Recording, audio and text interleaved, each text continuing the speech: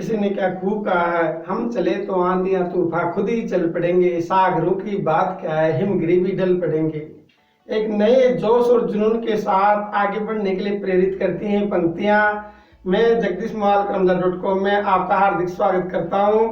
आज का जो सेशन है इसके अंतर्गत हम बात करेंगे वर्दी संज्ञा करने वाले सूत्र की, और इसी के क्रम में हम चलेंगे फिर आगे गुण संज्ञा करने वाले सूत्र की। तो लीजिए हम चर्चा करेंगे वर्दी संज्ञा करने वाले सूत्र की।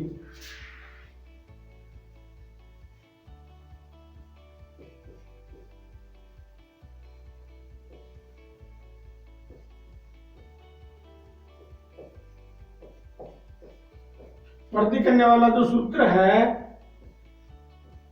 वर्दी राधेज,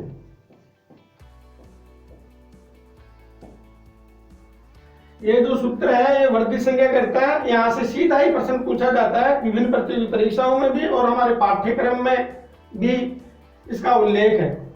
तो ये जो सूत्र है इसको एक वर्दी इस प्रकार के आदेश वर्दी संज्ञा से।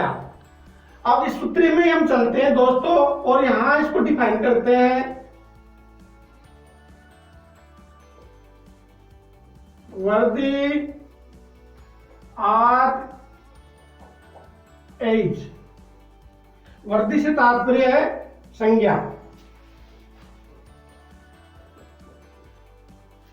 संज्ञा किनकी? आ ए आ आई और औ, इन तीन स्वरों की। आत से तात्पर्य है आ का ही ग्रहण किया गया है, इसी प्रकार ऐ का और इसी प्रकार औ का। इसका जो समान वर्ण अ है, इसका जो ह्रस्व है इसका ग्रहण नहीं किया गया है और नहीं आ प्लुत स्वर का ग्रहण किया गया है। इसी प्रकार ऐ का ह्रस्व नहीं होता है और ऐ के प्लुत को भी ग्रहण नहीं किया गया है और इसी प्रकार औ जो प्लुत है उसका भी ग्रहण नहीं किया गया है। तो वर्दी संज्ञा के जो ये स्वर है आ, ऐ और औ, इनकी वर्दी संज्ञा होती है। अब इनका प्रयोग हम जानने की कोशिश करते हैं कहां पर होता है और किस तरीके से होता है। एक सूत्र वर्दी रेची, इसी तरीके से मृजेर वृद्धि और अतुब्दा, इन सूत्रों में इनका प्रयोग होता है। अब हम देखते हैं वर्दी रेची सूत्र है।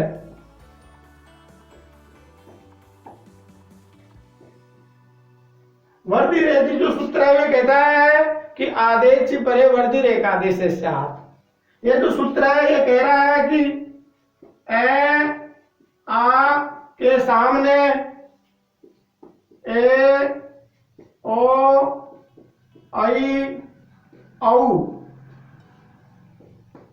एच हो, ऐसी स्थिति बने तब उनको वर्दी हो, वर्दी संज्ञा। अब इस वर्दी से तात्पर्य कौन सी वर्दी है?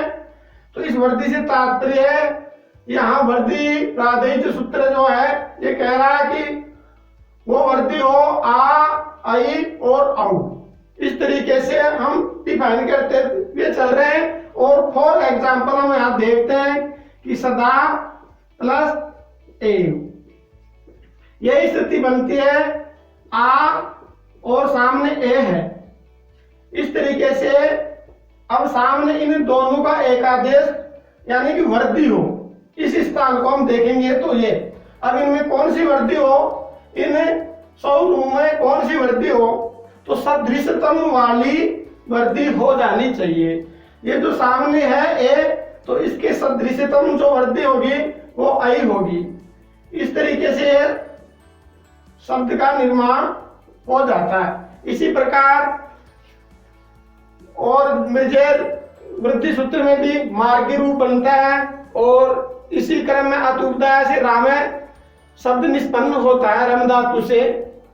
इसी प्रकार वर्दी को अन्य सूत्रों में भी काम में लिया गया है और ये वर्दी संज्ञक स्वर हैं। अब हम चलते हैं गुण संज्ञा करने वाले सूत्र में। दोस्तों, गुण संज्ञा करने वाले सूत्र की हम चर्चा कर रहे हैं।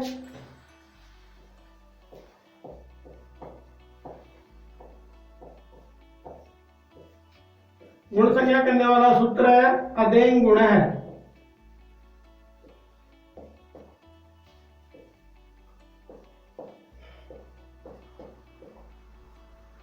सूत्र की वर्ती इस प्रकार है, अत एंग च गुण संज्ञा स्यात्। चलिए इस सूत्र को हम डिफाइन करते हैं।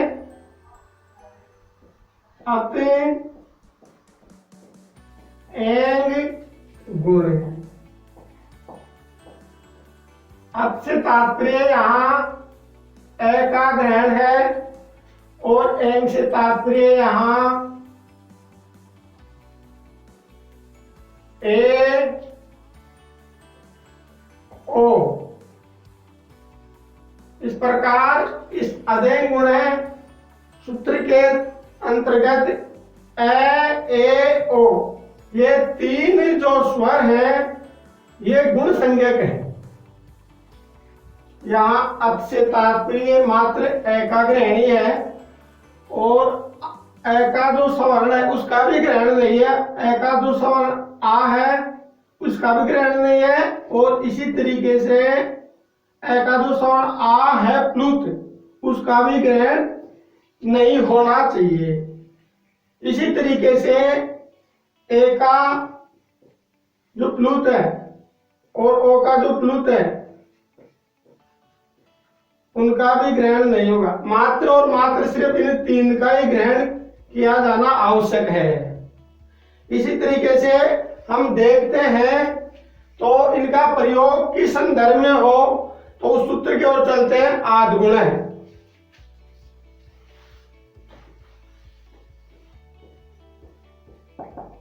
आदि गुण जो सूत्र है इसकी वर्ती इस प्रकार है, अवर्णादचि परे पूर्व परियोर एको गुण आदेश स्यात् संहितायाम। ये जो सूत्र है ये कह रहा है इस तरीके से जो सिचुएशन बनती है ए आ के सामने ई या उ, इनका जो दीर्घ है वो भी इसमें समाहित है और उनके सामने गुण हो। अब इनकी जो सिचुएशन बनती है, जैसे हम रमा शब्द रमेश शब्द लेते हैं, रमा प्लस ईश। अब यहां जो आ शब्द है और सामने ई है तो इनको गुण हो।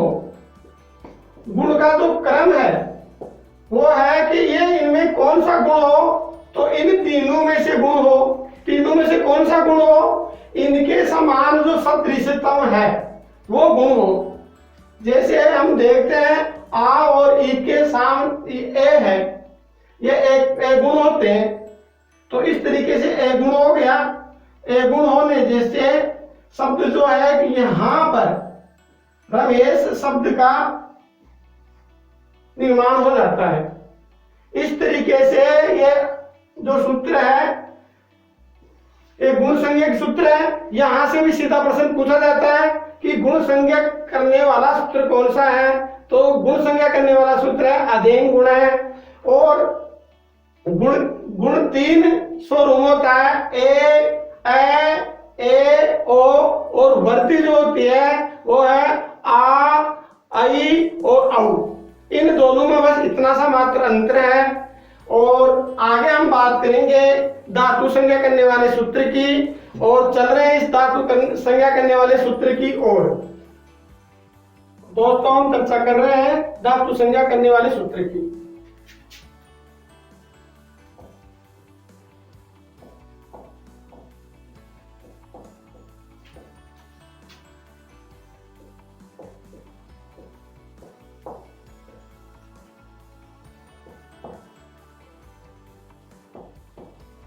धातु संज्ञा करने वाला सूत्र है भुआदियो धातु है।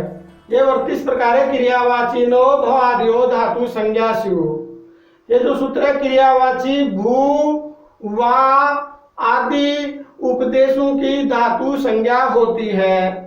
अब भू यहाँ भू क्यों लिया गया है, इसका विशेष प्रयोजन ये है कि भू प्रारंभिक पाठ आदि में है। भू धातु से प्रारंभ होकर के ये रूप बनते हैं आगे जाकर के, तो प्रारंभिक शब्द भू है उन पाठ धातु पाठ में, इसलिए भू का लिया गया है।